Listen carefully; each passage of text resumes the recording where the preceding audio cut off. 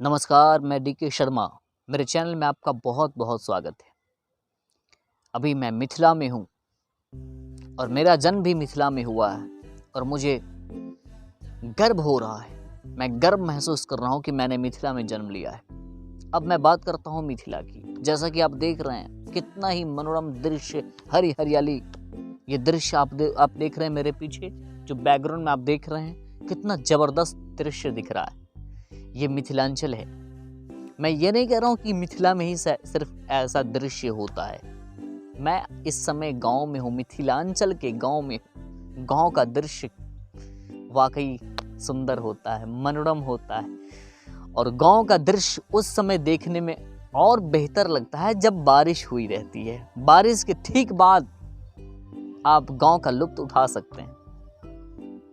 आप देख रहे हैं चारों तरफ हरी हरियाली, हरी हरियाली दृश्य देख रहे हैं। जबरदस्त दृश्य है। शाम का समय है। अब मैं बात कर रहा हूं मिथिलांचल की। वो मिथिलांचल है क्या? मिथिला बिहार राज्य में पड़ता है। जहां जहां मैथिली बोली जाती है वो सभी मिथिलांचल कहलाता है।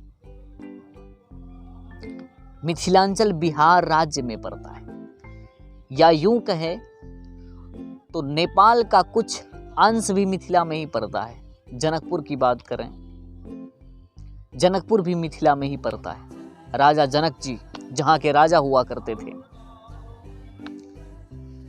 मिथिला में पूर्व से ही, शुरू से ही मिथिला में विद्वान ने ही सिर्फ जन्म लिया। मैं ये नहीं कर रहा हूं कि सिर्फ विद्वान नहीं जन्म, मेरे कहने का आशय ये है कि अधिकतर मिथिला में विद्वान ने ही जन्म लिया। कड़ी मेहनत करके वो विद्वान बने और आज ढेर सारी किताबें हमें मोटिवेट कर रहा है। बड़ी खुशी की बात है।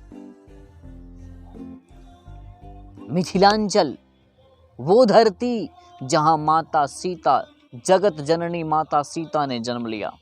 मिथिलांचल वो धरती, वो पवित्र धरती जहां मर्यादा पुरुषोत्तम अखिल ब्रह्मांडाधिनायक प्रापर ब्रह्म सच्चिदानंद स्वरूप भगवान श्री राम, इस ब्रह्मांड के अधिनायक, इस ब्रह्मांड के हीरो ने अपना श्री चरण रखा। उस धरती की मैं बात कर रहा हूं। ये वो धरती है जहां ब्रह्मांड के हीरो का ससुराल है। मैं उस धरती की बात कर रहा हूँ।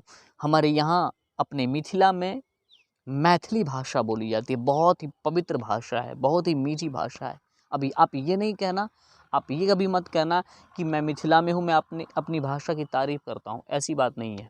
मैथिली भाषा बहुत ही पवित्र भाषा है, बहुत ही मीठी भाषा है। हमारे मुख्यमंत्री नीतीश कुमार ने मैथिली भाषा की तारीफ ही करी थी। मुख्यमंत्री नीतीश कुमार ने एक संबोधन में कहा था, एक सभा को संबोधित करते हुए कहा था कि मैथिली ऐसी भाषा है, मैंने लोगों को बोलते देखा, मैथिलानियों को बोलते हुए देखा, मिथिलावासियों को बोलते हुए मैंने देखा था और मैं देखता हूँ। तो जब वो लोग मैथिली में झगड़ा करते हैं, जब झगड़े के सिलसिले में जब गाली गलौज करते रहते हैं, उस समय भी ऐसा लगता है जैसे कि प्रेम की भाषा बोल रहे हैं वो लोग।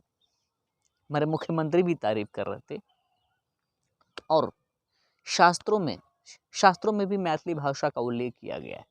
और गर्व की बात यह है कि जिस समय हमारे प्रधानमंत्री श्री अटल बिहारी वाजपेयी जिस समय भारत के प्रधानमंत्री थे, उस समय श्री अटल बिहारी वाजपेयी जी ने मैथिली भाषा को संविधान के अष्टम सूची में भी उसने रखा।